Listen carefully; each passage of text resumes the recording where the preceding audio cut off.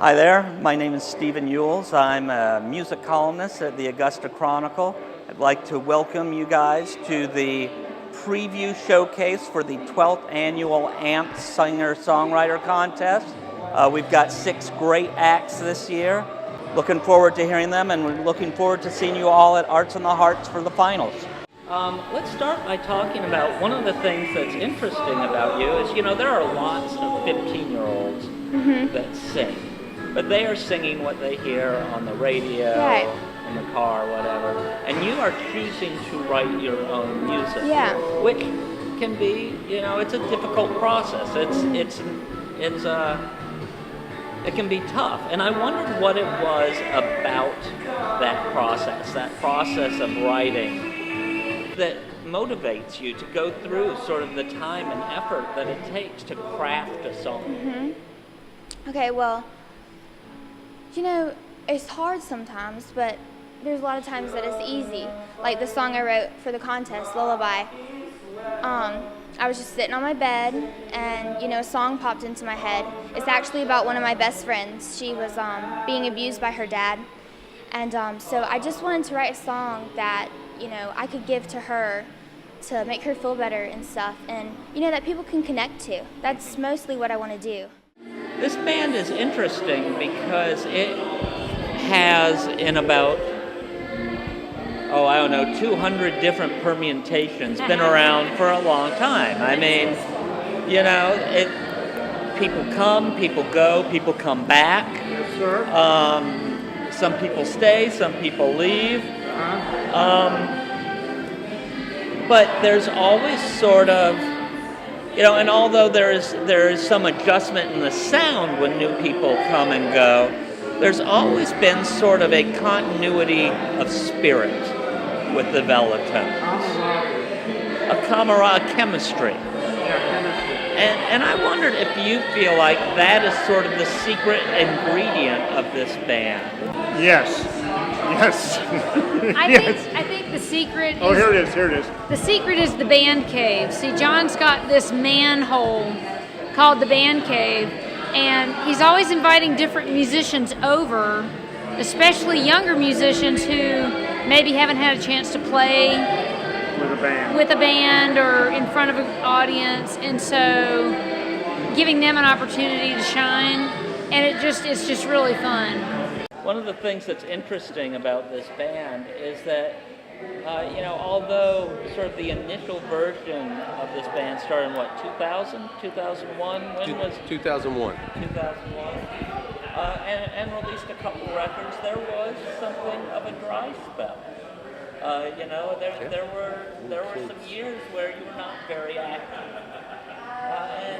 And I wondered what it was that sort of inspired you to put a band together as a band, record an album, start playing shows, sort of get back on the wagon. Okay.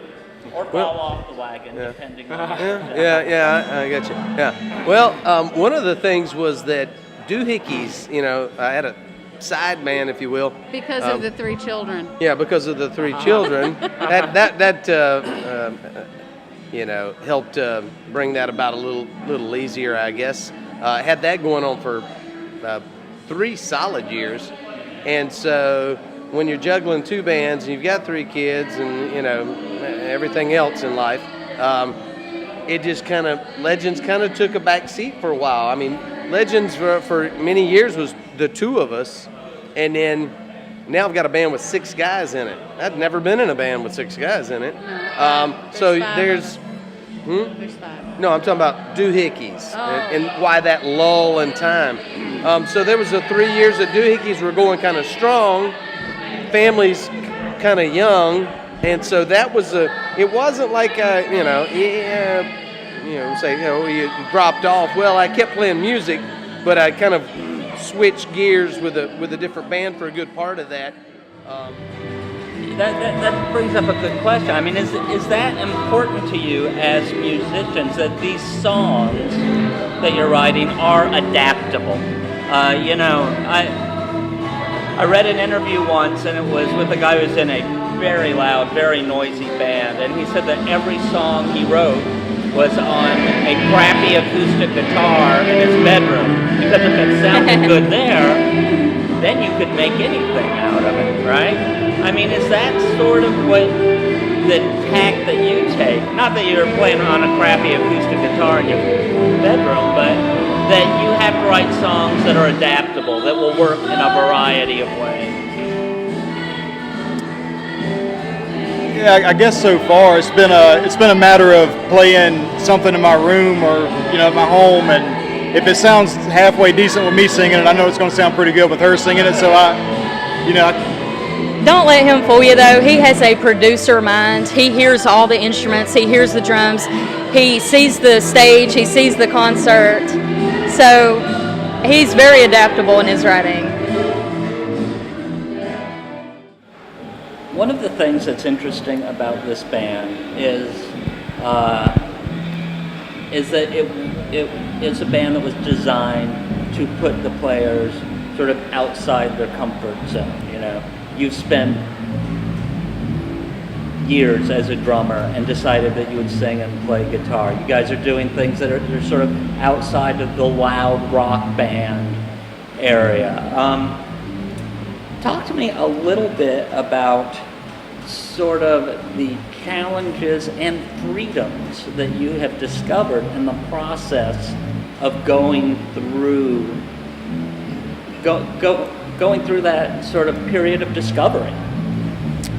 you want to take that?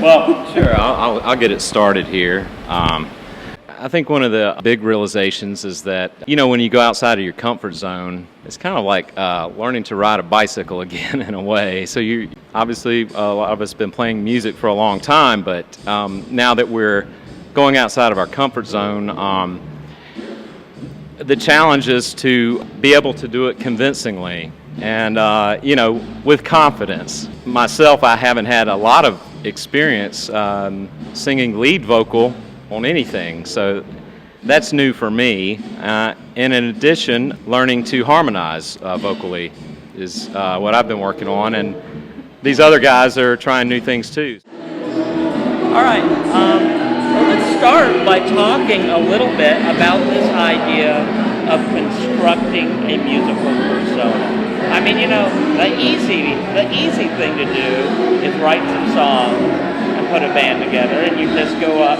as Bill and sing the song. But what you have decided to make something of a show out of it. Well, I'm not I don't consider myself to be a good musician, and I don't consider myself to be a good vocalist. So you got a problem if you want to do music and you're neither one of those. I've always been kind of intrigued by the redneck characters. And I ran across this pompadour wig, and I thought, I wonder what I'd look like in that wig. And so I buy the wig and I put it on, and my wife starts laughing at me, and I said, okay, well, I like it. And so I started working with names. I said, well, the character needs a name. I think I've got the idea for the character, but he needs a name. So I Googled redneck first names, and I run across Cash, and I think, okay, that's perfect for the character. That's what I need. And then I Googled redneck last names, found Bledsoe. And it just so happens that I'm related to some Bledsoes over in Carolina. Got some Bledsoes that are relatives. So I said, that's my name.